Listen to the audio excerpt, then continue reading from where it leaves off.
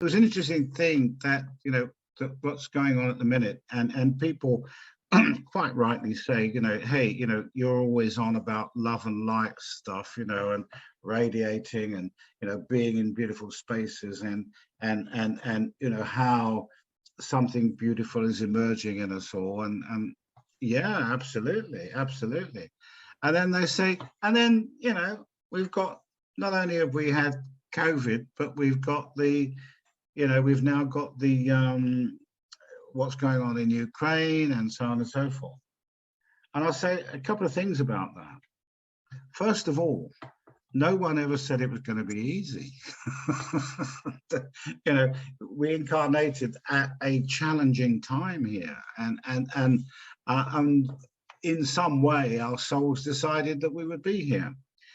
The corollary from that is, for me, that therefore you and I and anyone that's here now, we have the kind of equipment to deal with whatever we have to deal with, whatever is happening, however difficult it may be.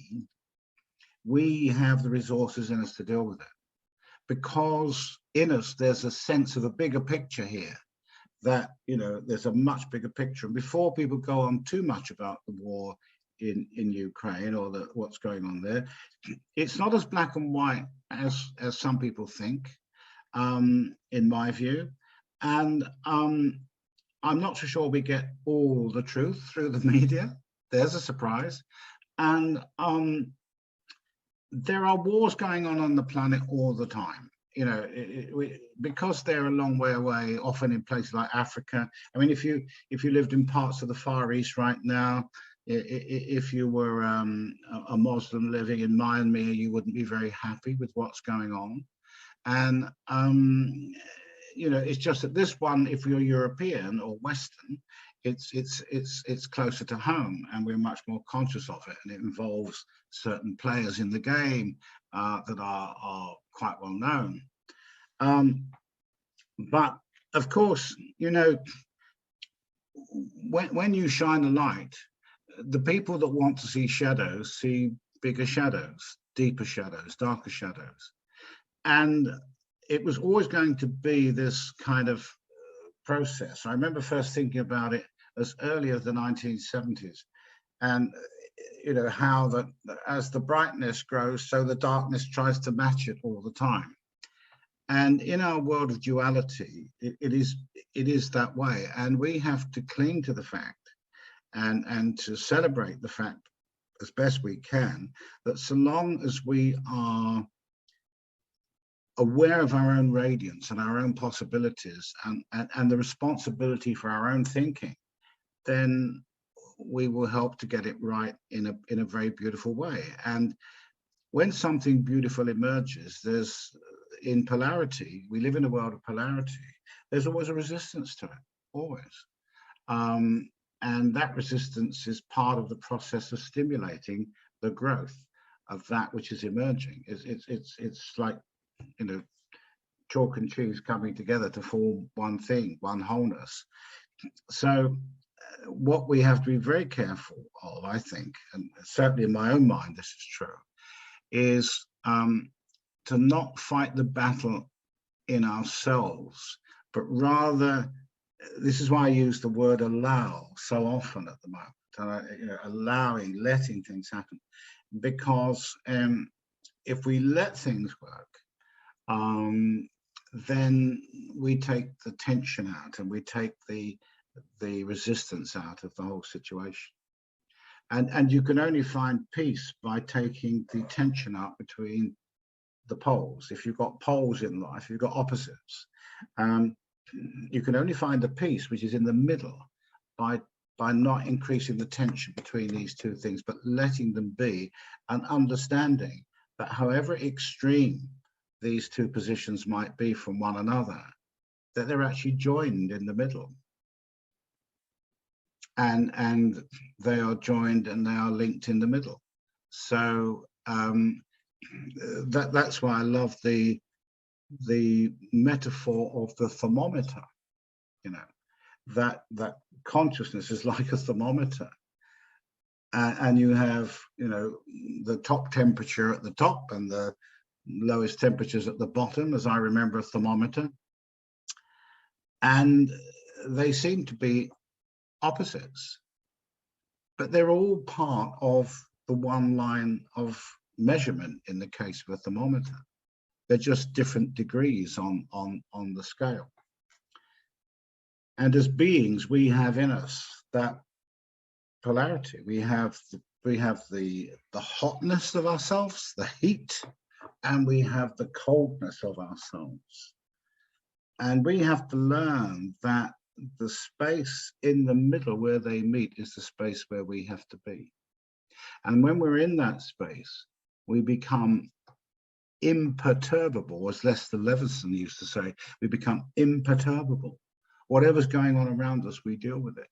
And because we know that the harmony and the balance and the peace is in us, it's not out there. It's not in wars and peace treaties and stuff. They're just echoes of some ideas we have in us. That the harmony, the peace is right in the center. And that center is in the center of us.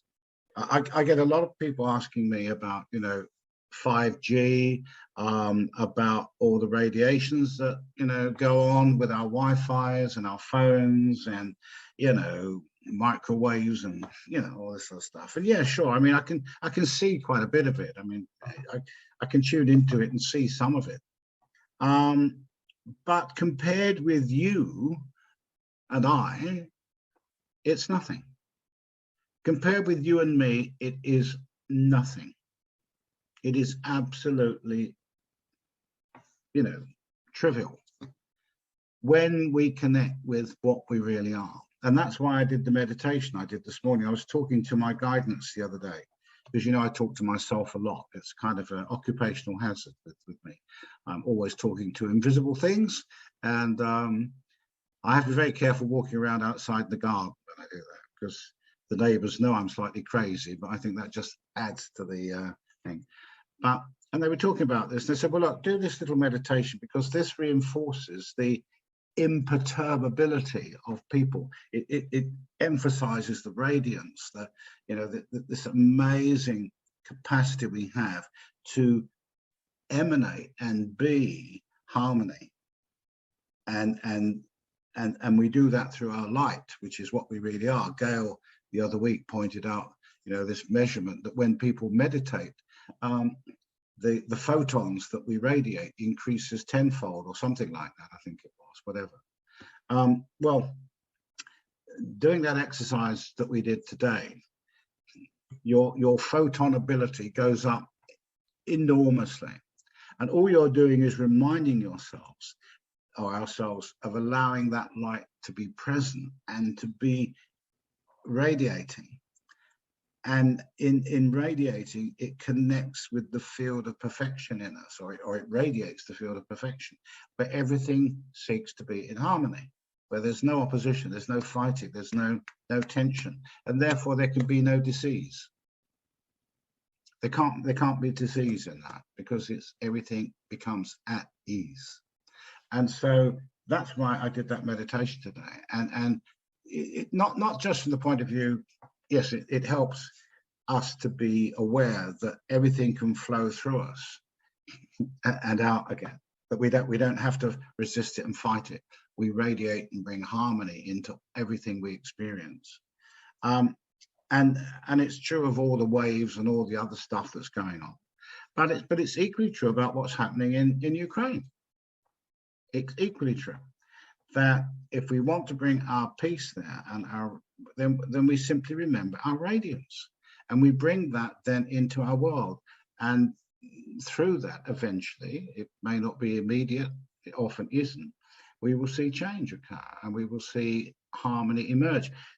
Part of the problem is when we look at things like that which is going on in Ukraine, is that in the old traditions, and this is recorded, there was a process where we used to find harmony through conflict. It was a bit like the boxing match, where the two blokes would punch the hell out of each other for how many rounds in a boxing match. And then at the end, they cut and embraced and we're friends now and it's all peaceful. And this was always the way that we did things. When you study history, you study wars. Basically, when I was at school, most of our history was based upon wars and battles and conquests and this sort of stuff. And this is how we did things. We got our harmony through conflict. So we'd have a war, then we have a peace treaty. Then we have another war, then we have another peace treaty. And then we have a world war, and we have a peace treaty, and we form the League of Nations. Then we have another world war, and then we have a peace treaty, and we form the United Nations, and on and on and on it goes. And this is the old way that we got caught up in, you know, that you can only get to a state of peace when we fought each other and opposed each other and resisted each other. That is not the way. That is not consciousness on its highest level. On its highest level, consciousness is about harmony. Harmony. It's about love and understanding. And this is where we're going. That is what is emerging in us. And this light's emerging in us. But we may, because we're still dealing with duality, experience resistance. And sometimes it even appears not to be doing anything, you know? We think, what's the point? The point is that if you keep going and unlock your consciousness, and we unlock what is in us and allow it to be there, then we don't have to do very much. And the harmony will then follow. We don't have to fight anybody. We don't have to battle. But we were brought up like that. I was brought up like that. I was brought up to fight, you know. In North London after the war, you had to fight your way around life, you know, and battle and all this stuff. No. That's gone. That's going. But there are those who cling to that and think the only way they can get peace, security, and harmony is through conflict. But it doesn't work.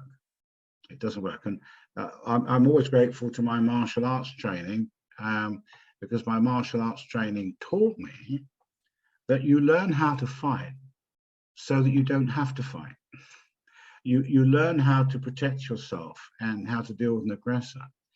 But the secret is to get yourself into such a state of balance and harmony that you never have to fight. And that's the whole point. And as you become a master, I mean, I got a black belt, but I was certainly not a master, because there's so many levels. As you become a master in martial arts, you don't have to fight anybody. Nobody would even think of starting a fight with you. And that is where we have to be, in that radiance, in that sense of being present and being this center of radiance and harmony. And then that's what we become, and that's what we learn to be. So it is a difficult time, and there is emergence going on. Things are emerging in you, but sometimes we have to. The only work we have to do is to take ourselves back into the consciousness of harmony and wholeness and love and understanding. And that is our task, really. A meditation is about letting go of one level of ourselves so that we can allow the deeper, more wonderful levels of ourselves to become more evident, more active, and more the reality in which we can be. It's not easy, you know. I still get cross with the Amazon bloke when he doesn't ring the bell and leaves my parcel behind the dustbin and it gets wet. You know, these things happen. But you know, in the end, we have to kind of, our effort, if there is an effort, is to bring ourselves back into effortlessness as much as we possibly can. So, was there anything anyone wanted to mention this morning or ask? Penny, okay, Penny, can you unmute yourself? Yeah, sure. Yeah. Thank you for that, Paul. That was really helpful. Then, when the pandemic first came with us 2 years ago, I remember you giving us a little mantra to help us with our thoughts to it. And the thought is that if we send our love to it, you know, it helps. And I've been thinking about the similar mantra towards President Putin, you know, to sort of say, you know, we love you, we're at peace with you, you know, we respect you. And does that, if we all sent him that, as much as a lot of people wouldn't want to, But if we do that, does that help what's going on in Ukraine and Russia? I think that's an interesting question. Thanks. Well, my feeling is that there's one thing. If there's one thing that I've learned in my 76 years of this incarnation, is that nothing is as it seems, and therefore I made a mistake last night. I made a big mistake. I watched Question Time on the BBC. And the one thing it reminds me of is that I shouldn't watch it, because you get all these politicians arguing with each other. You know, they're all so self-righteous and virtuous. And in my head last night, when I was watching it, there's this voice. I suppose it was training, really. This voice was, those of you that don't know, Question Time is a political program on the BBC where they argue and answer questions and stuff about what's going on. And this voice in my head was saying, you know, let he that is without sin cast the first stone, and judge not, you know, don't go around judging. And that's the first thing I think we must do, is not judge, you know, the people, because we don't know. I can't get inside Putin's head. I can't get inside Joe Biden's head either. I wouldn't want to, particularly. And I certainly wouldn't want to go inside Boris Johnson's head. I don't think I'd ever get out again. So, you know, we have this sort of situation. I think what it is that radiance and that light that I was trying to talk about in the meditation, or to allude to in the meditation, it's in Putin as well. And it's in Boris Johnson, and it's in Joe Biden, and it's in everybody. And so we have to appeal to that and to look for that. Now, it's not easy when you see people being blown to bits and buildings being devastated and so on. But that's what we have to do. And so by thinking of that radiance in ourselves, and seeking to sort of share it, if you like, with whoever it might be, whether it's Putin or anybody, an angry neighbor, whatever. By, you know, it's the old Buddhist, the Eastern thing. You know, I recognize the God in you, the peace in you. That is what we need to do right now. And oddly enough, it's rather interesting that what a lot of people thought was going to happen in this situation in Ukraine actually isn't really quite happening, is it? I mean, a lot of people are losing their lives. There's a lot of carnage, a lot of damage, a lot of awful things happening. But there are good things happening.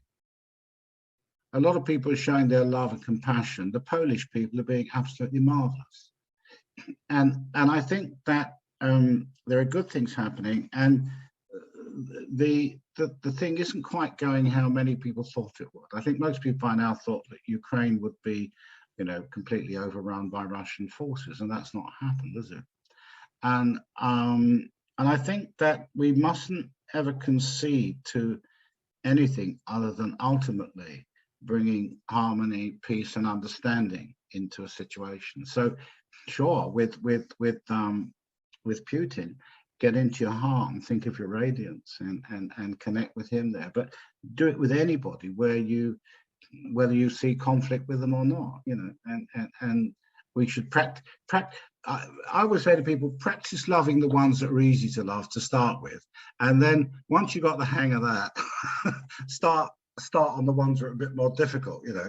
So there was when I was a singer, I was in a stage show in a theatre, and I had to sing a song by Cole Porter. Those of you that know the American Songbook, there was a wonderful composer called Cole Porter, beautiful songs, and I had to sing this song, Easy to Love, and the words of it were, you'd be so easy to love, so easy to idolize, because you're oh so easy to love. It's a lovely song, and I used to love singing this song, And so it's quite a nice little metaphor, really, because it, practice on the ones that are easy to love to start with, and then build up, and then gradually work on the ones that take a bit more practice at being radiant and loving towards. But it doesn't hurt any time to think, as you say, of someone like whoever, Putin or whoever it might be, someone that we feel that we in our world want them to be in harmony with us and with everybody, and in that state of lovingness. So yeah, I mean, just do it that way. But practice on the easy ones. I practice in Tesco's and shops and things, because it's quite easy to love the people behind the counter, because they're always nice, aren't they?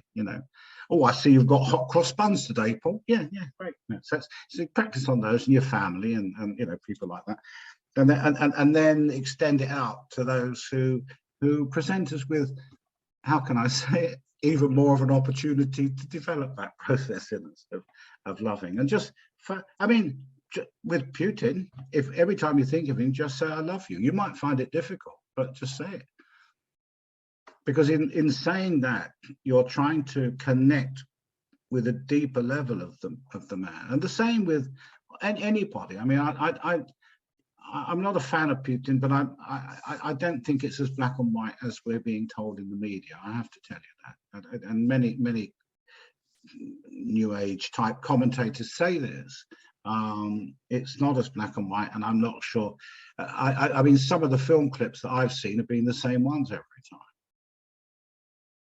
of the damage, particularly. Now, I'm not saying I know for a fact there are things going on out there that are not very pleasant. People are being killed. I know that through contacts that I've got. But on the other hand, quite apart from what I see in the media, but it takes two sides to have a battle, and eventually one has to say that what we need to do is to connect with the beautiful things in other people, and I think if you read about Putin's life as a youngster, it's pretty awful, actually. He wasn't public school educated and privileged like Joe Biden and Boris Johnson, people like that. Quite the opposite. So you have to understand the man in the context of his background, and I think of the little boy Putin. When I think of him, I think of the little boy who had a really tough and difficult life. And that immediately turns into the compassion that we need, because there's a monster in all of us. And to quote Nietzsche, when we encounter the monster, we have to ensure we don't become monstrous ourselves. And I think that's a danger in this, that we, so thanks, Penny, for that. That's great. Yeah, absolutely. Don't forget to radiate. Anna. You were talking about 5G and 4G, and there was a point where I was asking you about 5G and the effects of it on people, and quite worried about it, and you said to me you don't have to worry about that. But I wondered if you might want to comment on it a little bit more. Well, it's interesting. When I've looked at 5G signals, the way they travel about is very interesting. You get like this, like the wave. I think that's I'm not very good at physics, but you get like the ELF wave. They call it, don't they? The extra low frequency, which goes through everything. I first experienced that when I was walking past a nuclear power station donkeys years ago, and I suddenly felt really strange, and I realized that I was picking up the low emanations coming out of the reactor building, which was about 300 yards away. And with these signals, you get these kind of low waves. But the thing I've noticed with the 5G is you get like these. Now I'm going to use a word here. It looks like a waffle. You know what I mean by a waffle? You ever had a waffle? You eat them. They got like, it's like a thing made of dough, and it's got loads of little holes in it, like a grid. And you see these like little waffles floating about, and that's where the information is. And it's a very powerful frequency. However, in relation to the frequencies that emanate from the human being, it really isn't very powerful. and this is why I did that meditation this morning, because if we radiate what we are, then we harmonize everything. And so it doesn't matter what they send, doesn't matter what's going through there. Now, we've got to make sure we do the discipline to allow what's beautiful in us and remarkable, to flow. Of course, we've got to do that. So you've got to practice to get that consciousness working in us. But the one thing we mustn't be is afraid of it, because as soon as we're afraid, we're doing the opposite to what we did in the exercise. We're contracting, we're backing off and we're resisting. And so a lot of people with good intention, I think, in the sort of spiritual fields have kind of it's one thing to be aware of things, it's another thing to be afraid.